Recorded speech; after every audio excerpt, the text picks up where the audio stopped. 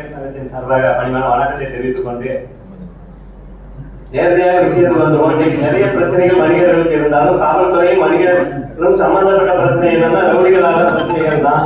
ரவுடிகள் ஆகவே என்னதான் நம்ம போலீஸ் கட்டுப்பாடுகளை எதிர்கொண்டு செயல்படுத்தினாலும் அவங்களுடைய இதை சில இடங்களில் தவிர்க்க முடியாம போயிருக்கு. கடந்த ஆண்டு நாங்கள் மே 5 மாநாடு போட்டு மறுநாளே 6 மணி நேரம் உள்ள ஒரு வியாபாரியை அறிவாளர் வெட்டி தாக்கப்பட்டு ஒரு 2-3 கைவர்கள் சந்தி செஞ்சாங்க. உடனே காவல்துறையில கம்ப்ளைண்ட் பண்ணோம். ஆனால் காவல்துறை பொறுத்தமட்டும் நல்ல நடவடிக்கை எடுத்தாங்க. உடனடியாக வந்து அந்த ஒரே நாளில் அந்த குற்றவாளிகளை கைது பண்ணாங்க.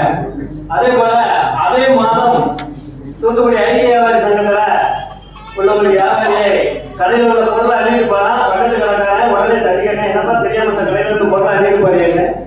உடனே அந்த கடைக்காரனை அருவா வச்சு நடுமண்டியிலே வெட்டலாம்.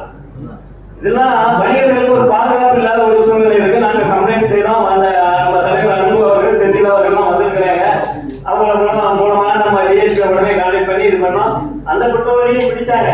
ஆனா இதெல்லாம் நடக்காமல் இருக்கணும், எங்களுக்கு பாதுகாப்பு வேணுங்கிறது தான் எங்களுடைய முதல் கோரிக்கையா இருக்கு.